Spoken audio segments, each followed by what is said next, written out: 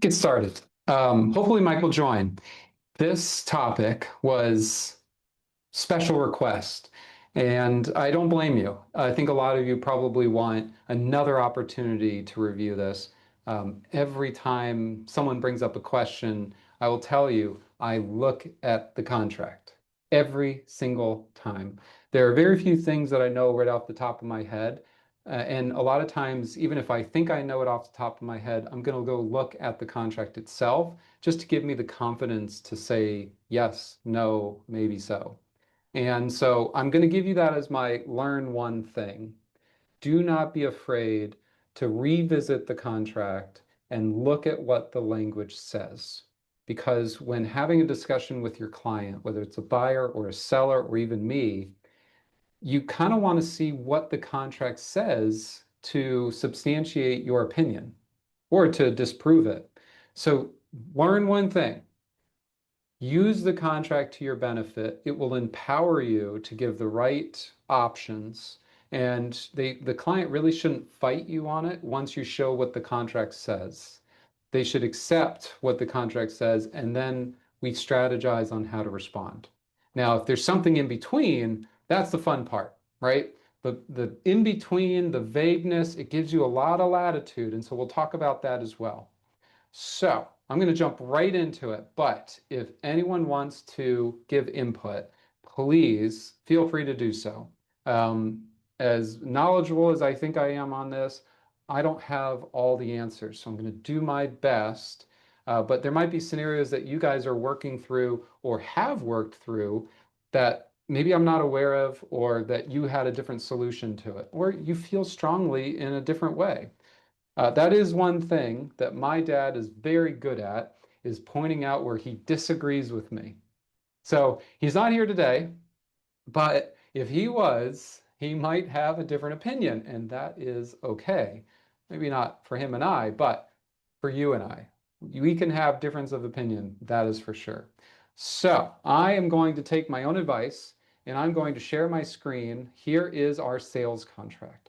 So we're going to do today the NABOR Standard Sales Contract, and we are going to jump right to line 242, inspections. You've heard me talk about the as-is contract. You've heard me talk about FAR-BAR. There are two FAR-BAR contracts. This NABOR contract starts to be different right here. Everything else is the same in the two NABOR contracts. Everything else is the same. The only thing that's different is the inspection language. So when we're evaluating the difference between the standard and the as-is, this is the only difference. It starts at line 242 and it goes all the way to 328. 242 to 328, almost 100 lines. It's, I don't know, maybe a page and a half.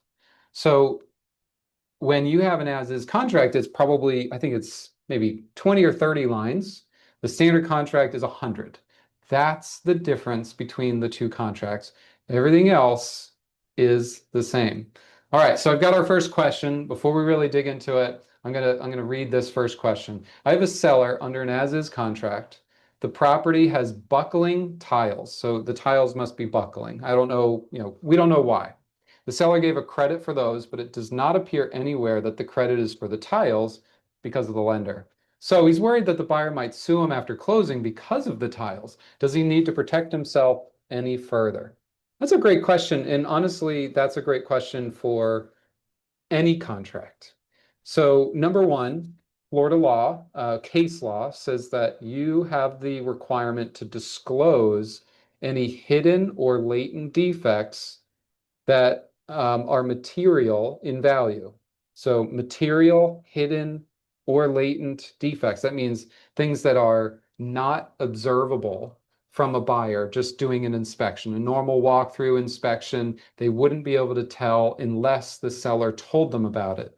A good example would be if those buckling tiles were flat during the day because of the sun, and then at night when it cools down, they buckled. So that is a hidden or latent defect that the buyer would have no way of knowing because they don't have access to the property at night. But in this scenario, Marta, I would say the buyer probably discovered it when they did their inspection. It was readily observable, and they asked for a credit. The seller gave it to them, but they gave it to them for closing costs and prepaids. I think the seller is fine. If you're nervous about it, you can save some of the emails that you had between the agents so that you could later determine, yes, the buyer knew about it and decided to move forward anyways. So I hopefully that answers your question. All right, so on inspections, we're going to look at the first part, inspection period, what the buyer is entitled to do during their inspection period. And it specifies 6 things that the buyer is supposed to look at. Now, I would tell you first, if a buyer says, what am I supposed to do during my inspections? I haven't done this in 30 years. What am I supposed to do? Well, you're going to say, well, you're going to do all your inspections. And they say, what does that include? Use this language. So this is good, going back to the learn one thing, see what the contract prepares the buyer to do. So number one, review the property and all appliances and equipment, including fire sprinklers, irrigation, well, septic, heating, cooling, electrical, plumbing, security, all these mechanical components to the property, have someone look at it. Number two, where's my number two? Number two, radon. Have someone review radon. If you're not worried about it, or if you have confirmation that it doesn't exist because of the seller, what they've provided, maybe you don't decide to do that. But I would say this is something you could look at. Number three, lead-based paint. Look at the lead-based paint disclosure if the seller did one. 4 would be termites. 5 is any, air quality issues like mold or organic materials. And number 6 would be any open permits. These are things that we want to do with our inspection period.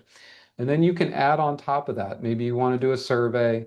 Maybe you want to go down and meet with the county, meet with the board, talk to the property manager.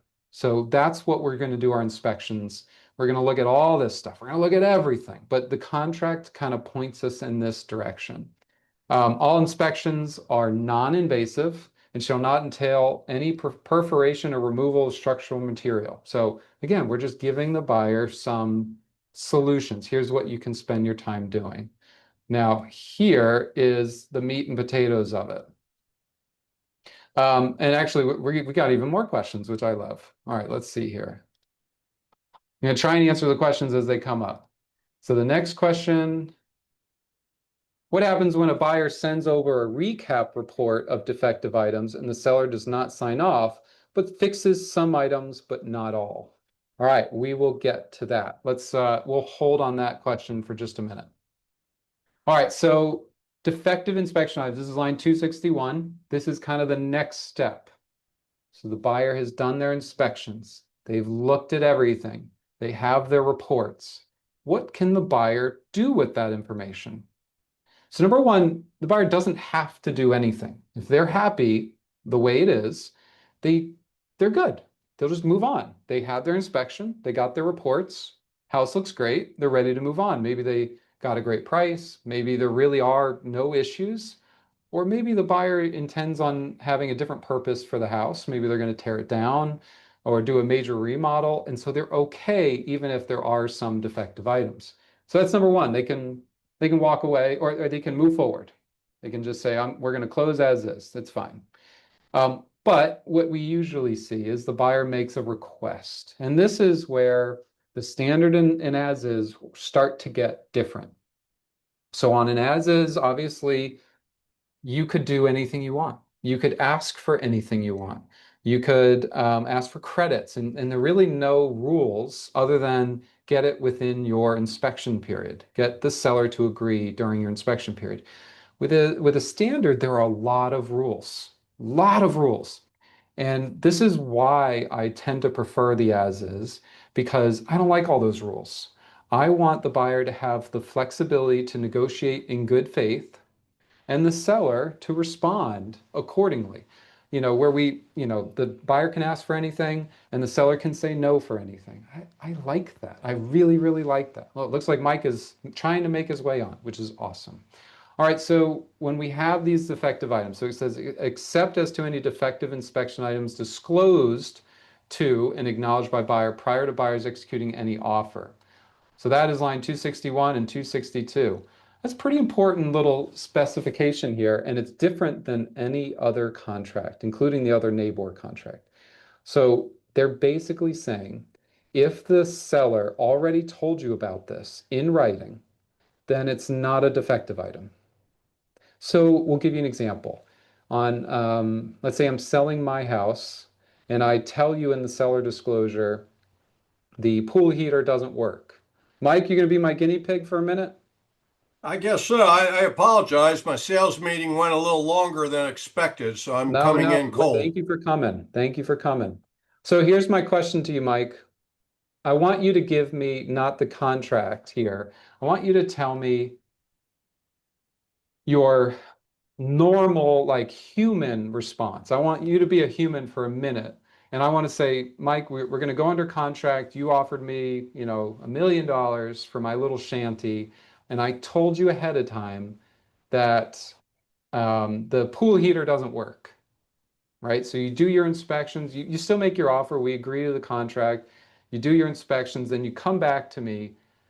Do you think it's proper for you to ask me to repair that pool heater? Like, does that make sense that you can ask for me that make that pool heater after the fact? Well, that sounds to me like renegotiating. I mean, that was Yeah. disclosed up front. You should have factored that into your offer. I would feel a little guilty doing that, but not everyone has a conscience. Perfect answer. And I think the contract is drafted in that same manner where they said if it was disclosed before you went under contract and you did it anyways, you went under contract anyways, then we're not going to let you retrade on that item. That's almost a bad faith type thing. So it has that carve out if it was disclosed. Now, the seller disclosure, for that reason, that's a great idea to have that. We always promote doing a seller disclosure. I don't care if it's $1,000 property or $100 million property. I would suggest you do a disclosure. And this contract rewards you if you do it correctly. If you tell them about the pool heater, then they can't legitimately ask for it to be repaired later. So that's the first part. And then it says, if any inspection conducted during the inspection period reveals the following, and it talks about the 6 different items. So number one, any systems or equipment that are not in working condition, and we'll go over that. Presence of radon gas or at or above the EPA action levels. Number 3 would be the presence of lead-based paint. Number 4, the existence of active termites or other wood-destroying organisms. 5, the presence of toxic or pathogenic molds within the interior of the dwelling that, interestingly, exceed the amount outside. And then it specifically says Penicillium aspergillus and other allergenic molds exceeding that level measured upon the exterior of the dwelling shall not be deemed a defective inspection item. Very important distinction there, that some molds are defective items, others are not. And then finally, any void, expired, issued, opened, or under review building permits would not have been finalized or closed. Or any unlawful, non-conforming structures, unpermitted improvements, or existing violations of local ordinances or codes. So we had, Mike, you remember when we had Jeff Jones on here maybe Yep, 2 weeks ago?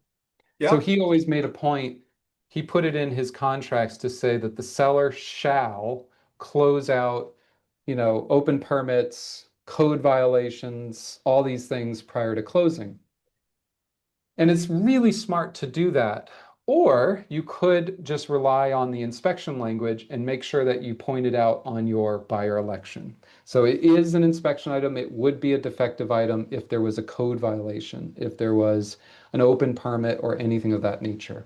I agree with Jeff. I think putting it in every offer, I don't care if it's standard or as is, put it in every offer, seller shall close any void, expired, issued, opened, under review, or building permits, including existing violations of local ordinances or codes.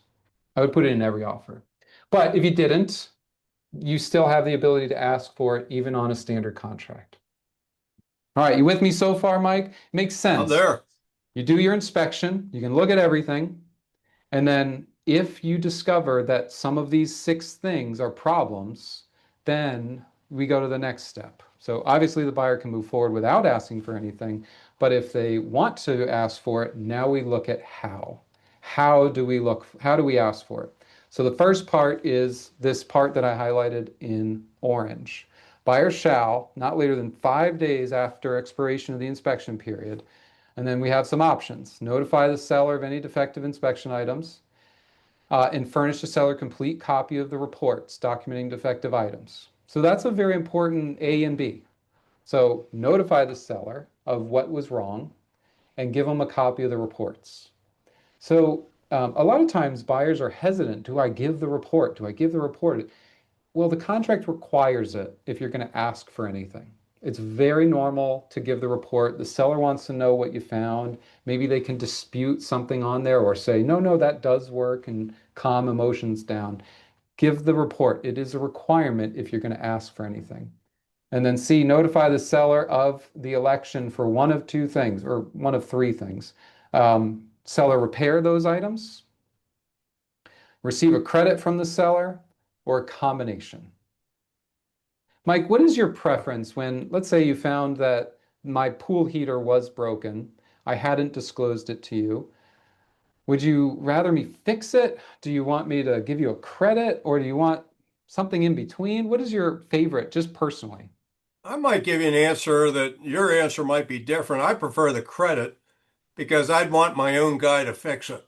Yeah. A lot of times you see the seller trying to save money and get someone to fix it that maybe might not be qualified to fix it. Who knows? They're supposed to use a qualified person, but Yeah. every now and then you see someone use someone else.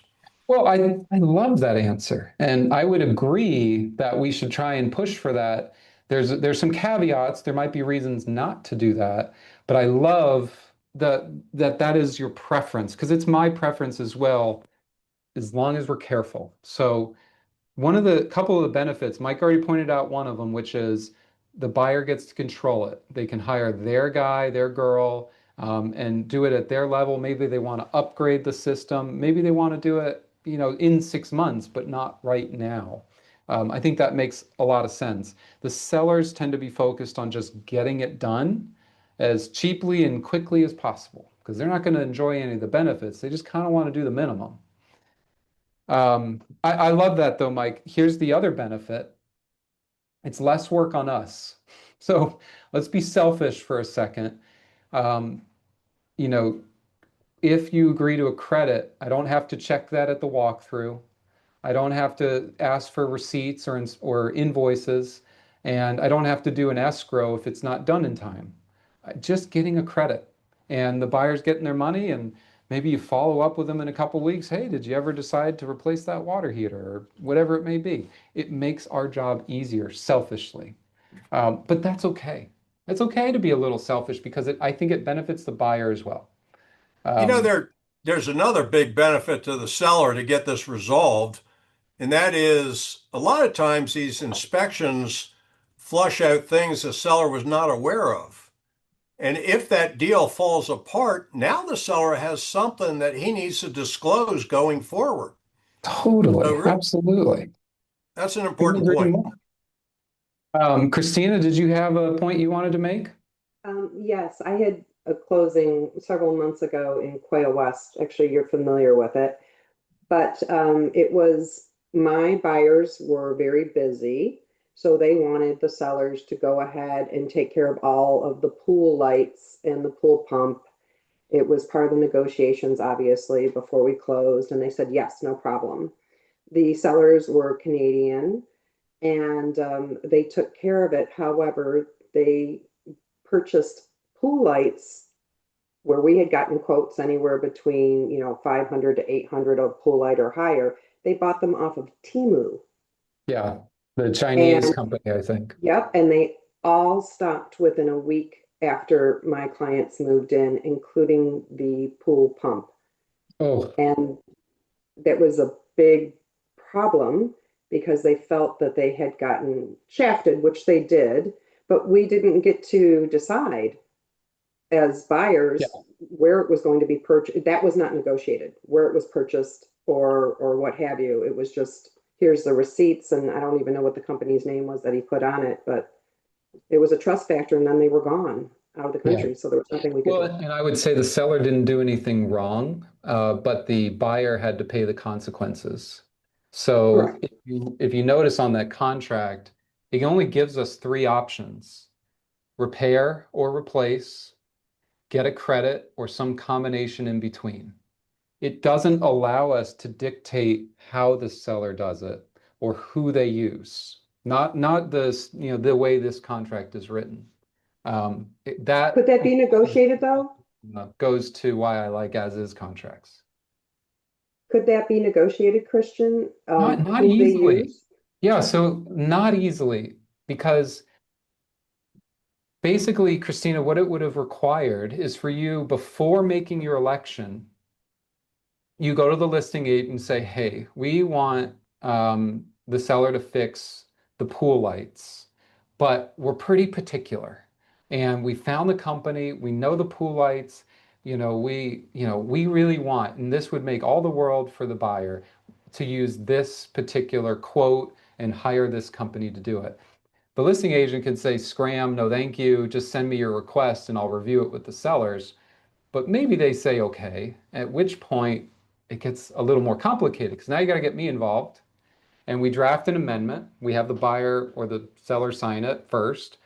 And that's a little bit of a strategy as well. But we write an amendment and we say seller shall hire, pool guy Naples using quote number 4487 dated, November 20th and prior, have the pool lights completed prior to closing. The seller doesn't have to sign that, but maybe we agree, maybe we get it on page and then we waive the remaining inspection language and we don't do a buyer election.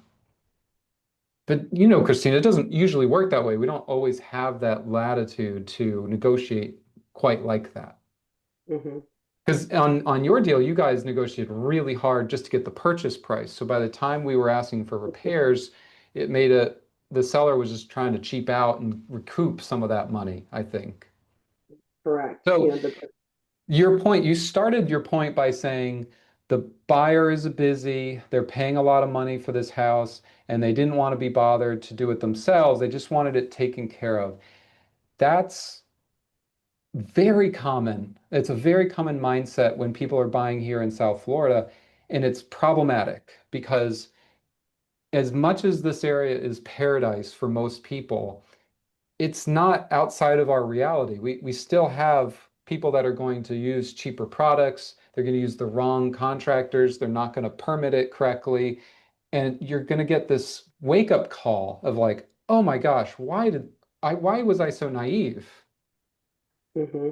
So, I mean, you're buying a house, a big house, to assume that you're never going to have to hire a contractor again is not realistic. So what I would always try and tell a buyer, and this buyer was difficult in the sense that they had made up their mind already. I would say, take the money.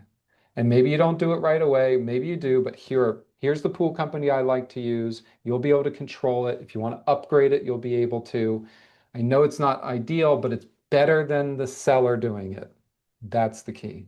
It's better than the seller doing it. Right. I think there's a lot of different factors that come into it when you're dealing with different buyers. What is their age bracket? Are they wanting to take on projects? What is their financial bracket? Or do they just want Oh to yeah. take care of themselves? And a lot of people, like you said, purchasing down here, for second and third homes, they just want it to be perfect before they They even move just in. want it to be perfect, but that perfection is fleeting. Mike, how often do you have a contractor at the house fixing something? All the My time. house, Yeah. not too often, thank God. Oh, come on, play with me here a little. I mean, It at does least happen though. every couple of months, you're going to have a contractor at the house servicing the HVAC, fixing the True, pool pump, true. repairing the roof, something, painting the fence. You're to assume to expect perfection is unrealistic. So I would be very strong with a buyer in that regard and say, You absolutely, this is fine. Just be aware, you know, if it's not done in time for closing, they're going to put money in escrow. If it's not done by the company you wanted, you're not really going to have much control. The seller really just has to hit that minimum. Do they work at closing? That's all they have to hit. And even then, all they have to do is put money in escrow. So a lot of times what happens, Christina, is the buyer gets convinced that they're going to get this fixed. And they're like, all right, great, I don't have to lift a finger. And then it never gets done. And it ends up back on the buyer's plate anyways with an escrow or a credit because it wasn't done at closing. And it's not what the buyer wanted, and now they're frustrated. So sometimes you can't help them. You can try and point them in the right direction. And sometimes you can't. Thank you. Good point. I love that one. All right, so that was a really, really good example. And here's the other important part. Christina mentioned in her example that the buyers had done all this research. They actually had quotes to do this work. They knew the company that they wanted to use. In that scenario, they could have asked for a credit because on line 278, if buyer elects to receive a credit, the amount of the credit shall be stated at the time of the buyer's election and be equivalent to the estimated cost of the remedial action as evidenced by written estimates/proposals issued to buyer by parties appropriately licensed to perform remedial action. There's a lot in that sentence. It's 3 lines, but there's a lot. One, you can ask for credit, but you have to have an invoice when you ask. And that invoice has to be by an appropriately licensed person to perform said action. So it would have to be, in this case, some sort of pool technician. I don't know if you need a license, but maybe. It probably can't be from a handyman. Maybe it can. In this case, you're replacing a bulb. Maybe it's okay. But let's say it was HVAC or a roof repair. It's a roof repair. That you need to have a licensed contractor give you the invoice. Now, maybe the buyer goes and uses a handyman, but the invoice has to be a licensed person. Mike, do you remember the story we had where we had a buyer make an election, asked for a credit, gave an invoice for that matched the credit, but it wasn't a licensed person. They were unlicensed to do the work. And the seller's attorney denied the election, said, nope, improper election, take it as is, or terminate and forfeit your deposit. Yeah, I That, remember that one. It's also important to note that that person, if they weren't licensed, sometimes that person knows how to do the repair, but that's a different animal. I mean, the reality is they weren't licensed. right, right. All right. So Chris asks, well, what if the quote's super high? Now, I call this the poison pill. We hear about it. Mike, you're a big football fan. Did you hear about the poison pill and the Micah Parsons trade? Do you No, remember Micah I'm Parsons? well Remember aware him? of the trade, but I'm not sure about the poison pill part. Okay, so the Cowboys traded their big star defensive end to the Packers, but they put a condition that said if the Packers traded to anyone in the division after this trade, if they do another trade to anyone in the Cowboys division, the Packers would owe an additional first round pick. So it basically makes it impossible for the Packers to trade them to the rivals of the Cowboys. So that's a poison pill where we basically sabotage them and make it impossible for them to do something. So let's say a buyer was being really creative and said, no, no, jack up the price, jack up the price. Well, what do we do about that? Is that the seller is not going to accept that price. They're just not going to. It's way over their head. So what do we do? So let's read the seller response. Not later than 10 days after receipt of the buyer's election. So before I actually go much further, you have your inspection period. Let's say it's 10 days. And then the buyer has 5 days to make their election. That's up here and a little higher. Where was it? Here in orange. Buyer has 5 days to make their election. So if it was a 10-day inspection, it's actually 15 when you include the buyer election. So within 15 days, the buyer's going to send you all their requests, all their reports, and any invoices for credits that they're asking for. Then the seller has 10 days to respond. Now, Mike, if you notice, usually there's a second deposit and it's within this time period. So the buyer's made their election, but the seller doesn't have to respond yet, and now the buyer has to make their second deposit. That's one of the challenges with a standard contract is that you're going to get squeezed where you don't know if the seller's going to say yes, but you're going to have to make your deposit anyways. So keep that in mind. You can't necessarily drag out the second deposit in all cases, but maybe you can be proactive about getting your buyer election out sooner. Maybe you can be reasonable about your requests to hope that the seller quickly says yes. All right, so now within 10 days after receipt of buyer's election and all the completed inspection reports related to buyer's election, seller shall notify buyer whether seller agrees, refuses, or counters. Agrees, refuses, or counters. Those are your only three options that the seller has. If seller refuses or counters buyer election with respect to inspection items by the seller's response deadline, then buyer may terminate this contract within 5 days of the seller's response. You will see that on the buyer election form. It actually tells you if you check the box for counter or reject, the buyer has the ability to cancel. And it really is that black and white using that form. There's some gray area if you're not using the form, but if you use the form and you check the box, counter or reject, buyer has the right to terminate. Maybe that's okay. I'm just going to put that out there. Maybe that's okay. Just because the buyer has the right to terminate doesn't mean they will, and doesn't mean that the seller needs to say yes to everything. I really think if you negotiated the purchase price in good faith and the buyer intends to move forward and they've spent money on inspections, you cannot afford to be afraid that they might walk away.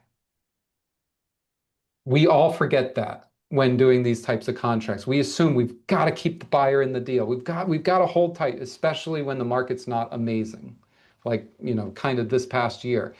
We hold on a little too tight, whereas I think we want to operate in good faith, just generally. And if the buyer terminates because you weren't willing to replace all the GFI outlets, okay, we have to be okay with that. Maybe we can still recover the deal. Maybe the seller has a second thought and says, oh, you know what, I'll give them that credit. Maybe we can resurrect it. If seller refuses buyer's election with respect to any defective items by seller's response deadline and buyer does not elect to terminate, buyer is deemed to have accepted the property in the condition they accepted on the effective date, except that buyer retains the walkthrough inspection rights. Notwithstanding the foregoing, if seller counters with respect to any defective items and buyer does not timely elect to terminate, buyer is deemed to have accepted the seller's counter. So Chris mentioned, let's say the quote is super high, and the seller counters and says, I'll give you 6,000 instead of 10. Here's another quote, it's 6,000, not 10. In that scenario, if the buyer does nothing, then they've accepted the 6. But the buyer has the right to terminate, and maybe they would. Maybe they'll counter again. Maybe they say, no, I want 8. Let's split it in the middle. I want 8. And, we have to figure that out. The contract is only if the parties break down and we need to walk away. The buyer needs to walk away or seller needs to draw a line in the sand.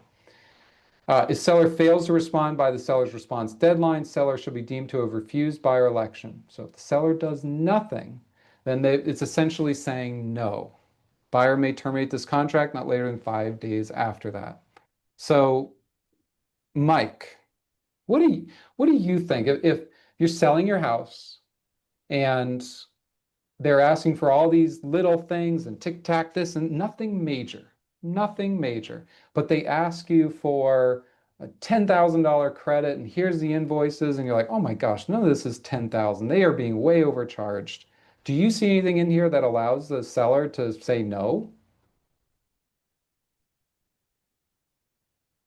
Well, I was thinking at it from a different angle. Okay, give me your different angle. My motivation as a sell, how bad do I want to sell? And do I want to keep this guy in it? I might not agree with his dollar amount, but it might be worth it to me to agree to it just to keep them in it and get the thing sold. I love that.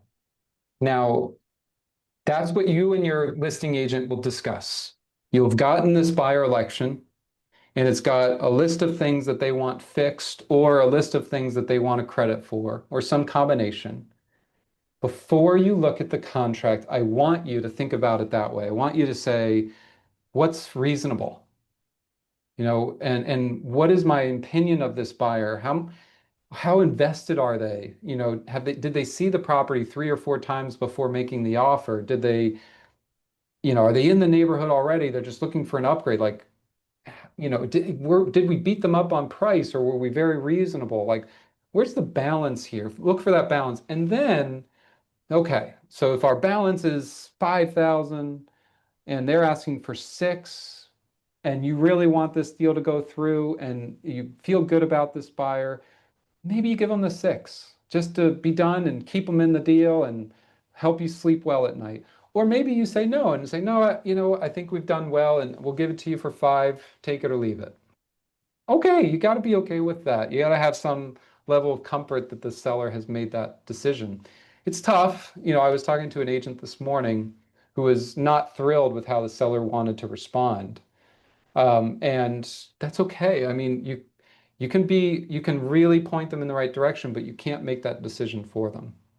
I'll give you another thing to think about, Christian. It also depends on what kind of market you have.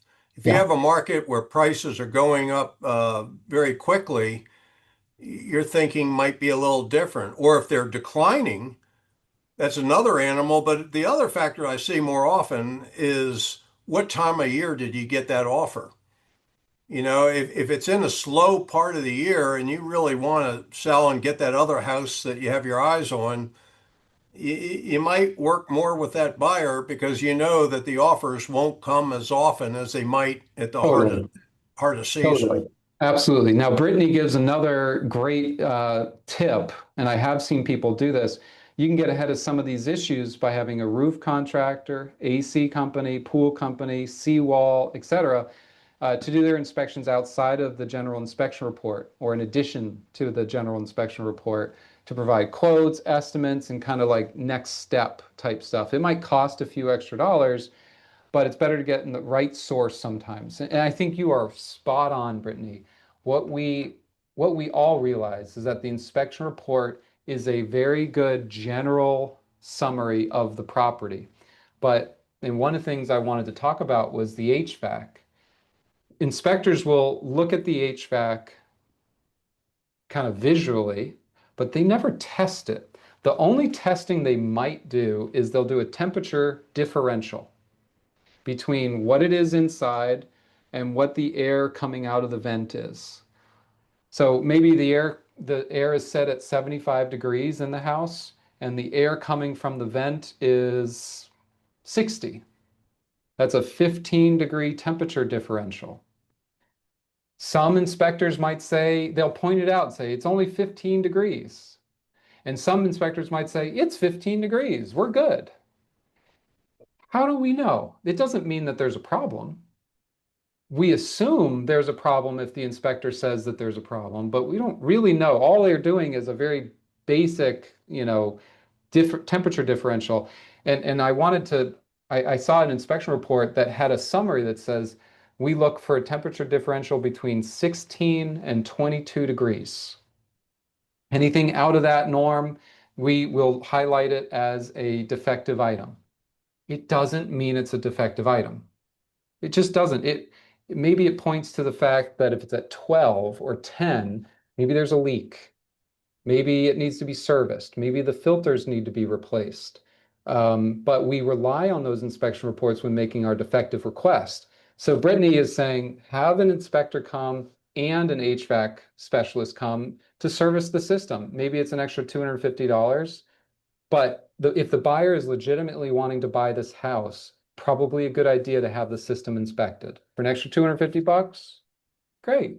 Someone else mentions inspectors can create all kinds of issues. Absolutely. But they can also solve for a lot of issues. I definitely think a good inspector is worth their weight in gold, but it doesn't always end there. If you had that HVAC company in there with the inspector, they can diagnose the problem, test the system for pressure, change out a filter if it need be. And worst case, if you decide to back out of the deal, you serviced the seller's equipment, maybe you built some goodwill. As opposed to an inspector who just kind of, messed things up and stirred it all up. So Brittany makes a really great point. I love that. I did that with my house. I had an HVAC company, I had a contractor come, and I had a roofer come in addition to the inspector. I had Mike, you remember when we had John from Florida All Dry on here? Yeah. He was amazing. I'm never going to buy another house without him being a part of it, ever. He's amazing. And I would have him come no matter what. Instead of giving the inspector money to do their own air quality test, I want John there. I want a second set of eyes, someone who only does air quality. I'm going to have him at everything going forward. There's a lot to talk here, but I want to skip ahead. So the next sentence here is on permits. The thing to note is that permits are also an inspection item. So if you determine that there's an open permit or unpermitted work, you have to make that part of your election if you're the buyer. And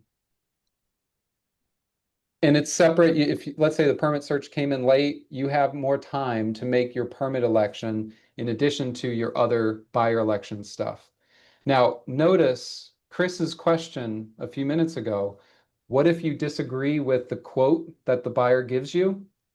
There is nothing in this contract to give the seller the ability to renegotiate on the quote. There is in FARBAR. In FARBAR, there's a mechanism for getting a second quote or maybe a third quote and kind of coming to a compromise. They have it in the contract. NABOR does not. That would rely entirely on the agents or the buyer and seller just having off the cuff discussions. Hey, you're at 10, we got a quote at 6. We're okay saying yes, but we can't do it at 10. What do you think? What if we'll end up at 7? Or I'll do the 6 and then I'll put 4 in escrow in case something else comes up. And if everyone wants to close, you'll be able to make it happen. And if they don't, let's say the buyer has no interest, we want 10 or we're out. Well, then the seller has a decision to make. Do I want to keep the buyer in this deal? And if I do, all I have to do is say yes to the 10. But until then, maybe we try and get it less. But that's all informal. That's behind the scenes. The green section, remedial action. What does it mean to fix something? Remedial action shall be deemed to have been properly performed when systems equipment are placed in working condition. So it wasn't working and now it is. 2, radon gas is below EPA levels. 3, lead-based paint has been removed or contained. 4, any active infestation of termites has been exterminated or treated and all visible damage has been repaired or replaced. 5, toxic or pathogenic molds are no longer present.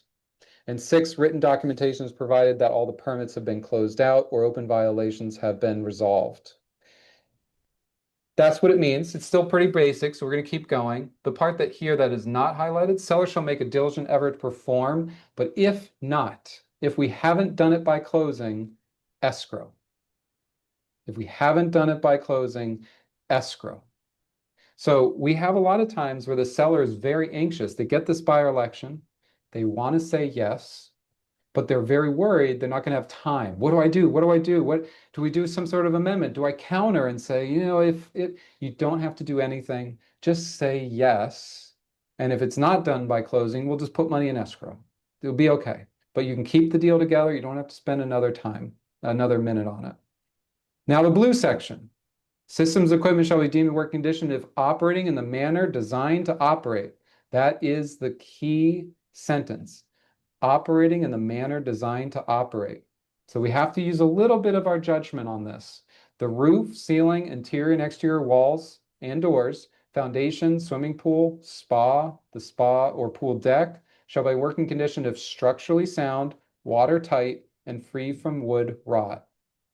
So Mike, if we have stucco and it's cracks, and they're just little hairline cracks, Is that watertight and free from wood rot and structurally sound? Yeah, it is. But if they're large cracks and there's water infiltration, and maybe it's compromising the structural integrity of the building, that would be a defective item. So an inspector would point out, hey, there are cracks. We then have to go to the next level. Are these major or are they just simple, cosmetic, essentially? And then keeps going. Line 321, seawalls, docks, pool lanai enclosures shall be work conditioned if structurally sound. So your pool cage just has to be structurally sound. What if it has staining? What if it's discolored? What if it's really old? Structurally sound. What if it's missing? Mike, what if your pool cage is missing a couple of screws? Is that a defective item? Now, most likely it's still structurally sound. Most likely it's still structurally sound. Now, if it moves, if it has a lot of play, or it's a safety hazard, okay, it's a defective item. And maybe you asked for it anyways. That's the other part. Seller shall not be obligated to take remedial action or grant a credit in lieu of remedial action with regard to any cosmetic condition, which is defined as an aesthetic imperfection, which does not affect the working condition of the item, including, now here's the list. And remember that learn one thing at the beginning. This paragraph is very important when trying to talk to your customer about how to respond. Say, this is what we have to go after. This is the only thing the contract says. This is as good as it gets, this sentence, this paragraph. So here's what it tells us about cosmetic conditions. Corrosion, it's cosmetic. Tears, cosmetic. So tear in the carpet, a tear in the screen, cosmetic. Worn spots. Maybe there's a worn spot in the drywall or on the counter. That's cosmetic. Discoloration of floor covering or wallpaper or window treatments, missing or torn screens, nail holes. So there goes the question. You take down the pictures from the wall and there are holes in the wall. Is the seller contractually obligated to fill those holes? No. Should a seller fill the holes? Maybe. Still trying to be a good seller. Right? We want the seller to go above and beyond so that the buyer feels good and doesn't feel like they keep getting taken from. Scratches, dents, chips, caulking, pitted pool services. Cosmetic. Caulking is cosmetic. Now, Mike, here's the trick. Let's say the inspector says that there's missing caulking or missing, caulking around a window or a tub or a shower, and it's causing water intrusion. Different Is animal. that cosmetic or defective? That's defective. Yeah, maybe. If it's just cosmetic, though, if the caulking is like around the toilet, that is actually not code usually. Even if it was, it's irrelevant. There's no water intrusion getting under the toilet. That caulking is really just, I don't know, like an extra level of safety or something, or cleanliness. I don't really know, but that would be cosmetic. Um, if it was, a lot of times we see that the irrigation is hitting the window and it's causing, that the drywall is wet. They have a moisture reader and it's reading wet. I could see that being a defective item. In fact, it says any moisture is a defective item. And if caulking is the solution, great. But just the fact that there's no caulking doesn't necessarily make it a defective item. Kind of tricky. Pitted pool surfaces, that's a new one. They updated that recently. So if the pool is this and then there's a little dip because there's been some settling, that's cosmetic. Minor cracks in windows. So minor cracks are okay.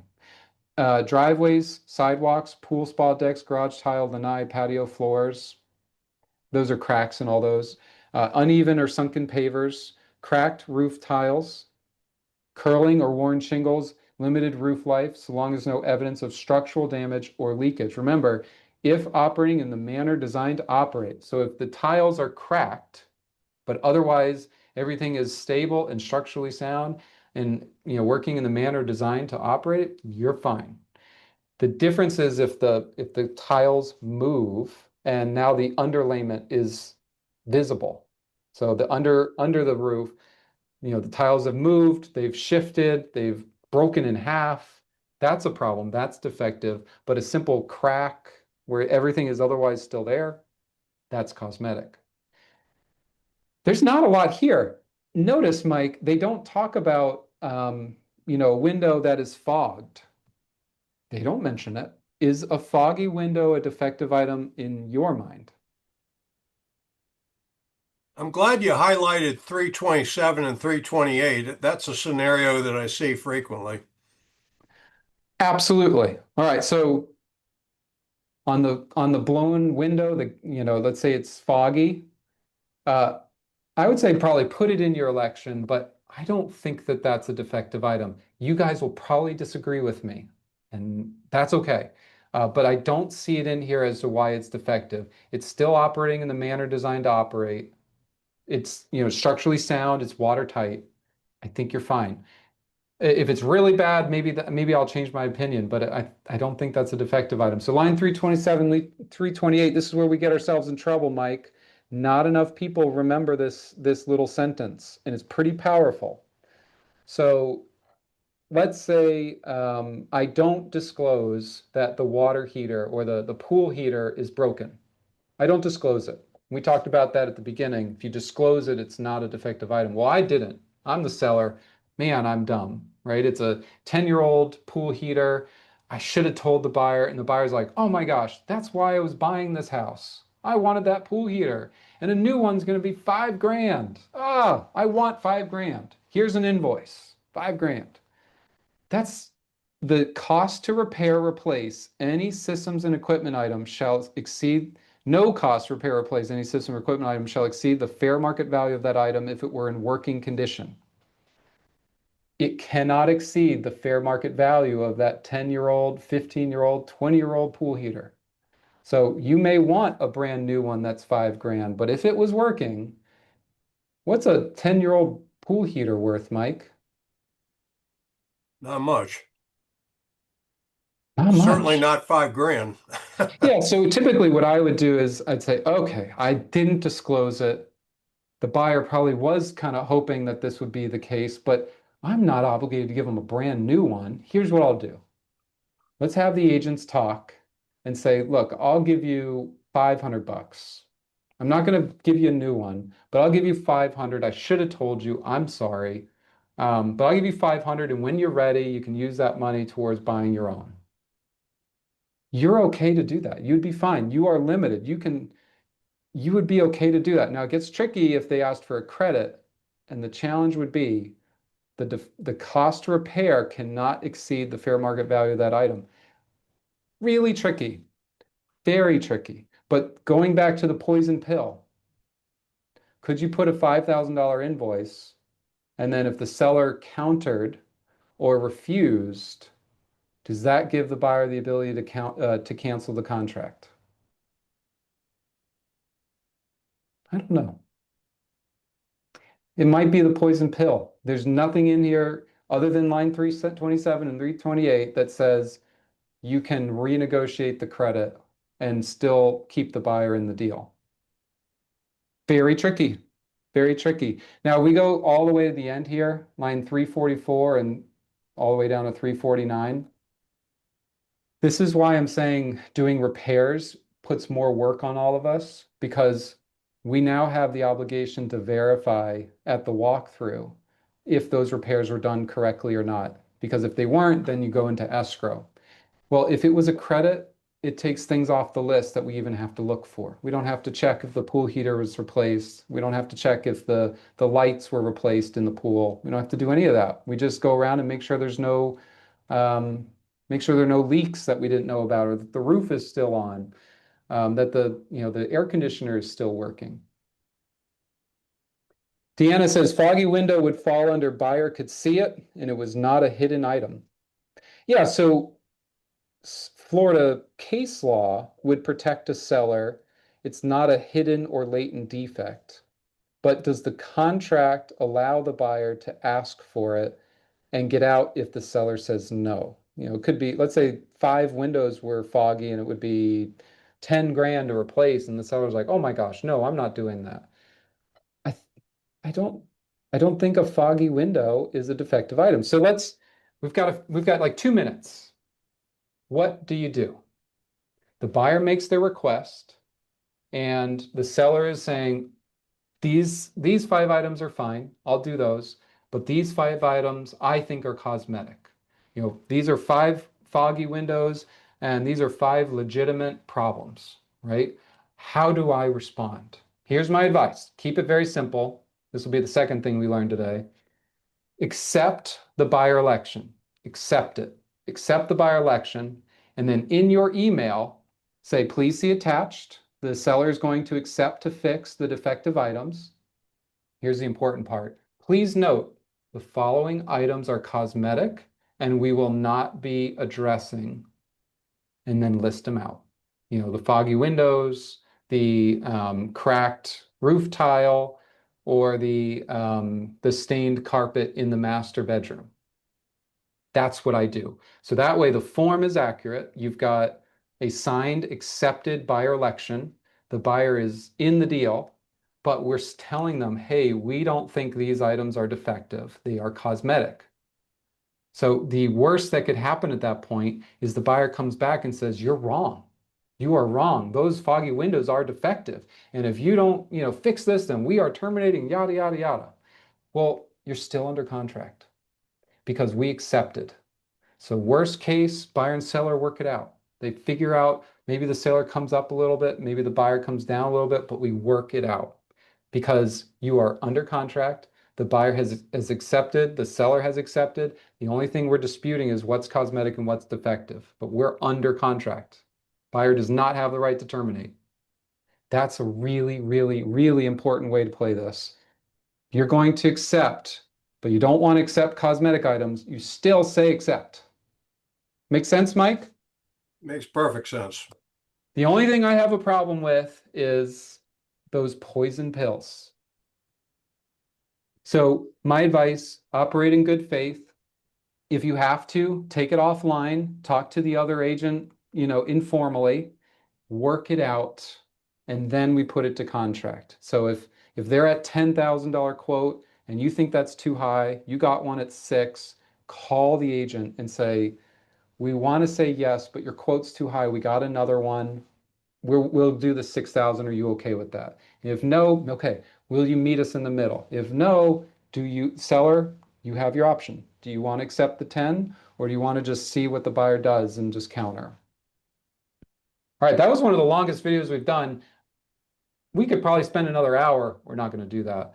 Mike, thank you for coming on. I always appreciate it. If you Great guys have topic. questions, call that guy, call me. Hopefully I can help you out. But you also see why I like the as-is contract. All right, guys, I wish you luck. Call me if you need me. Thanks, Mike.